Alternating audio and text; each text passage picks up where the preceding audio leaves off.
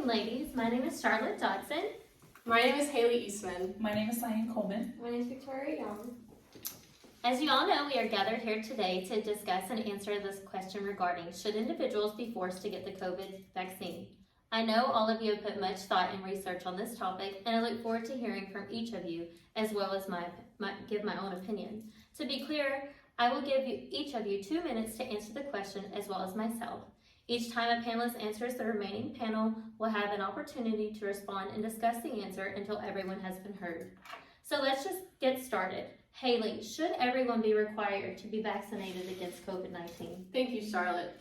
For part of my discussion, I'm going to be focusing on the idea that vaccines need to be tested thoroughly before administering it to individuals to ensure no long-term health effects. Throughout history, there have been many viruses like smallpox, influenza, measles, and countless others that have spread rapidly and caused similar panic to the COVID-19 virus. However, the vaccines for these horrible illnesses weren't released to the public for years due to the endless testing that assured scientists that the vaccine was safe for the people. Influenza, for instance, was first documented in March of 1918 when a series of soldiers fell ill and died days later. According to the Center for Disease Control and Protection, in 1942, the FDA released a bivalent 2-component vaccine that offers protection against influenza A and influenza B viruses after the discovery of the second strand. It took over 2 decades for scientists to research the virus itself, what can create antibodies for it, how to morph it into a shot, what are the long-term effects it has on individuals' health, and how effective is it going to fight the virus. However, it magically took less than a year for scientists to do all the research on the supposed new virus and release a vaccine that was safe for individuals that were only 16 and up. The FDA stated that there were 3 phases of clinical trials that the vaccine went through to ensure safety and effectiveness of the shot. However, the 3 phases were overlapped to speed up the process. Now, since scientists were obviously in a rush to distribute this vaccine, how can they know the long-term effects it has on people's health? In some cases, people question the long-term effect it has on women's fertility. Doctors have questioned the portion of the vaccine that could cause the body to attack syncytin-1, a protein in the placenta that shares a small piece of genetic code with the spike protein of the coronavirus. If the body attacks that gene, the placenta will not be formed correctly, which can lead to lack of oxygen and nutrients to the fetus and result in a miscarriage. Although I am aware that technology has improved greatly since the early 1900s, there is no technology great enough to travel in time and foresee long-term health complications. All in all, I believe that individuals should not be required to take the COVID vaccine due to insufficient testing regarding long-term health effects on individuals. That was a great deal of information. Does anyone have anything they'd like to add, Victoria? Yes, I really liked how you compared to how they did testing on the previous illnesses, like back in the 1900s and so, versus how they did now. What I wonder is, I know COVID just came out of the blue. Yes. But I wonder why they had to rush such testing on COVID, because as they're rushing it, they're finding out more and more, and they're making more problems versus solutions to solve the pandemic. That's exactly what I was going to say. There's been so many past diseases exactly like this one that we've actually taken the time to get the vaccine prepared, and we've gathered all the information. We're learning new things about COVID each and every day. So what makes you think one vaccine that was rushed to make safe for the people is going to be okay and protect us as far as in a long term? Right, it's just causing more problems, I think, and creating more health concerns. Not, like she said, it's just they're in a rush and they forget that we're even trying to have a solution for the virus. Right. It's just all about the vaccine, not making people healthy. And it's amazing how they can state that there's no long-term effects, but it hasn't been a long-term situation, so how do we know something isn't going to be affected down Right, the long road? exactly my point. Exactly. Okay, I'm going to be discussing my position now that I do not believe that all individuals should be forced to get the COVID vaccine. Personally, I believe that the COVID shot is similar to the flu shot, and that the COVID vaccine should be optional for all individuals. Just like the flu shot, any individual who receives the COVID vaccine is still prone to the virus itself. According to the CDC, during a small sample of 100,000 people, over 1,000 of them still got COVID within 14 days of administered shot. Any one person can receive a flu. Oh my goodness, I'm so sorry. It's okay. Flu shot and still come down with the flu, and this holds true for the COVID vaccine as well. With that being said, since the vaccine is not 100% proven to prevent the illness, it shouldn't be made a requirement by any means, since individuals can still get sick. Those who avoid the COVID shot, no matter the reason, should be able to do so at their own risk. Thank you for that. Okay. That's really great. Does anyone have anything they'd like to add to that? Not at the moment. I like how you compared this COVID to the flu shot, because back then, one flu shot was all it took, and it decreased our chance of getting the flu. But now that the flu just keeps on mutating, what's to say that we're not going to be protected by this past flu shot because of all the new strains? So just like the flu shot, COVID is doing the same thing, mutating, and this one vaccine isn't protecting us from all the different strains of COVID. Exactly. Right. I also liked how you compared COVID and flu, because a person who has had both, they are very similar in symptoms and how they make me feel. And I just think that that's really great, because you said that the flu shot doesn't provide natural immunity. So how can the COVID shot produce natural immunity? Since the flu shot took decades to really create and morph into the perfect shot, and then scientists have only been working on this shot for just a few months, how can it be the perfect shot? Right. There we are again with the time thing. It took them decades to get a vaccine for the flu shot, yet we're coming up with a COVID vaccine in a couple of months. And yes, I have had the flu, I have had COVID twice, and I feel yucky and fever and coughing and aching, and they're very similar.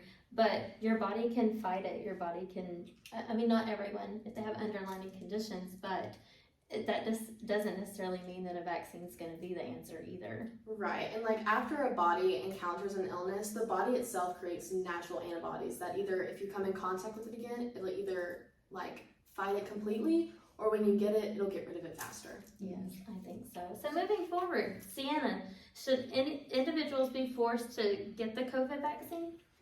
I do not feel that the vaccine should be required upon everyone, simply because there are just too many unknowns with it.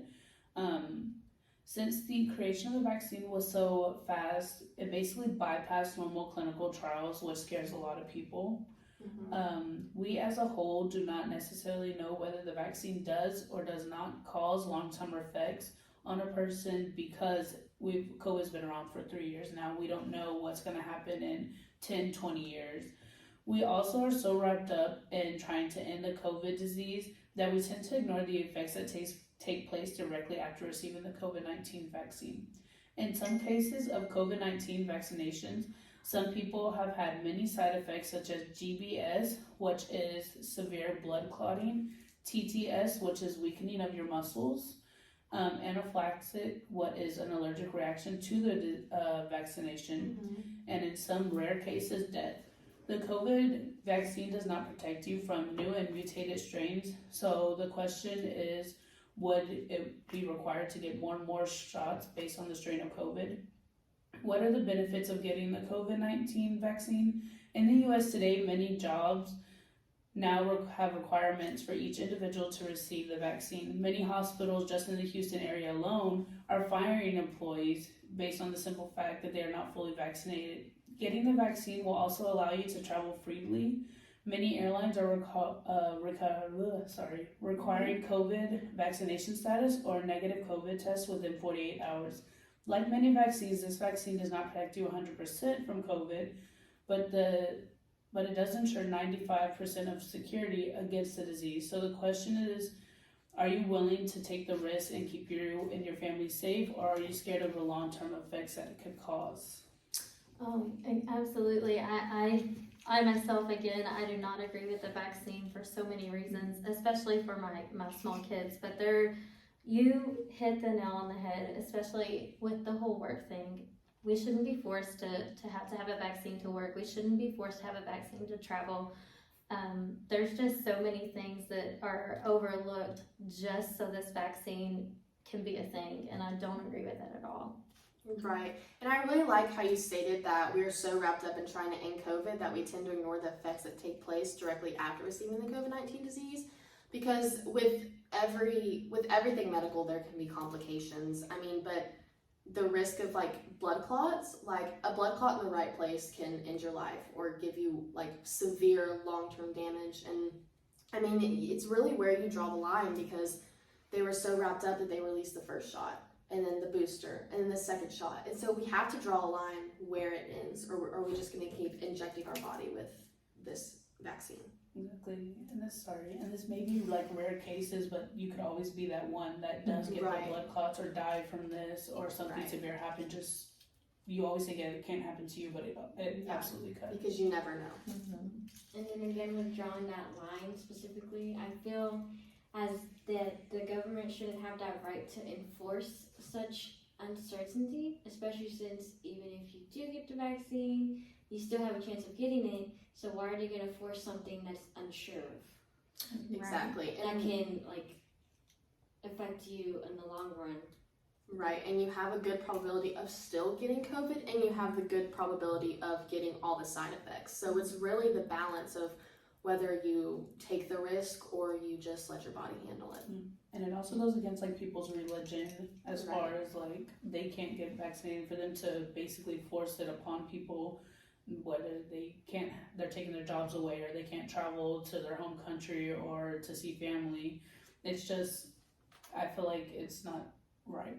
Yes, everyone's lives are being turned upside down just because of this vaccine. I agree with you, ladies.